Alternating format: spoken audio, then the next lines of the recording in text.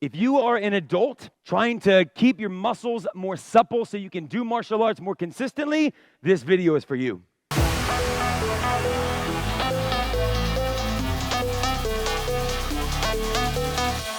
Hey, what's up, everybody? My name is Don Ali, Master Ali from Super Kicks. The things I'm going to show you today in this video: how to use a foam roller, the spiky ball of terror, this ball, and also a calf roller as well. All I learned not as a martial artist, but as a triathlete, and as I was training for an Ironman, I was introduced, and they changed my life and helped me be a better martial artist, and has kept me really able to use my body more as a martial artist. So if you've experienced any tightness in your muscles, then this is going to be for you. Check this out. I'm going to show you different ways that you can use these and how they'll help, and just my limited understanding. I'm not a chiropractor, I'm not a physical therapist, but I've used these well enough that I've got some good ideas about how to make sure that you're using them. So number one is the foam roller. You can get this from anywhere.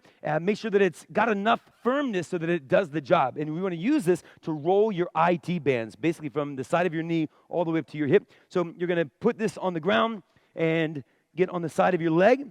One leg comes on top, and you can put your weight on your hands, and you're going to simply roll from your knee to your thigh. And I remember the first time that I did this, I literally thought I was going to cry. It's really painful. And you can adjust how much pressure you have based on how much weight you have on your hands here. When I do this at home, a lot of times I'll roll maybe 10 to 20 times. You'll find a spot. You'll be like, ooh, that spot right there. Then you want to stop on that spot and dig in and make it hurt. And if you cry a little bit, that's the good news. That is the idea. So you kind of roll out that spot, and then you do the exact same thing on the other side. So you come in, and you're just going to roll. Again, 10 to 20 times. Think of it like 1, 1. So you can go slow, you can find a knot, there's one, and you kind of dig in and make it hurt really good. So this is one tool that will help loosen your IT bands. Another thing that I like to use is a roller this way. So sometimes you can use this on thighs. I particularly prefer using this on my calves and my Achilles. I get knots maybe from running and whatnot in the top of my calves up here, and then my Achilles tend to get really tight. And so you take this and you just roll. You're going to knock these muscles out and just roll them and roll them. This is really painful, but this is a really great thing for your muscle to loosen them up and keep them more supple so that you prevent injuries. And again, where you feel it is probably where you need it. So you can go up higher. A lot of times when I hit the very top, I don't feel too much. Like, it doesn't feel painful at all. I want to feel pain. When I go to the side, though, I hear crinkling and popping, and it hurts.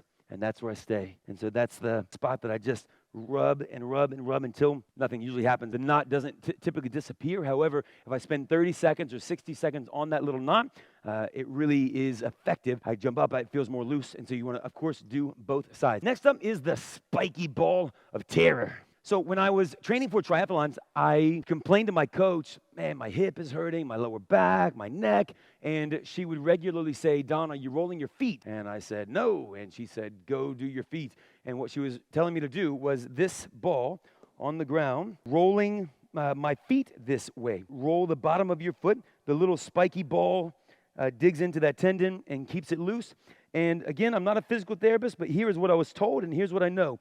A lot of times, any pain that you're experiencing in your lower back or your hips, your back, your knees, it could be attributed to simply tight feet. So doing the things for your feet actually affect all of your joints all the way up. So rolling your feet is a really good idea. Again, you can go forward and backward. Sometimes I go side to side. That hurts really good. When it hurts, you know you're doing it right, and then you do the other side. I'll typically, if I'm feeling strong that day, I'll spend about 20 to 30 seconds on each thing that I'm using to roll out. Grab a ball, try that. And then the last piece of equipment that I use often is this ball. And the way that I'll use it is I'll put it on the ground, and I like to put it so that it is in my shoulder blade, and I just roll. So I'm on my back, I put it down, and a lot of times just kind of letting your arm melt and get into the crevice of your shoulder blade and roll and feel the cricking and the popping. And this feels really good. And you can do the exact same thing on the other side. You just roll it. So those are some of the pieces of equipment that I use on a regular basis that help keep my muscles from popping or pulling. Obviously, I get sore like everybody, but I've been told by my physical therapist, by my coaches, chiropractors, that if I want to keep on using my body at a high level for a long time, you have to take care of your body. Think about a car. If you take good care of your car, if you do the regular scheduled maintenance, then that car can last several 100,000 miles. Same with our bodies. If we do the maintenance, if we do this kind of stuff and keep our muscles, if we're stretching and rolling, it really can make it so that we can do martial arts for a long, long time and not get injured and keep on jumping and spinning and moving our bodies in a really healthy way. Hope this helps. Leave a comment below if you're using these, if you like these, if you have any questions, and I'll do my best to answer. See you soon.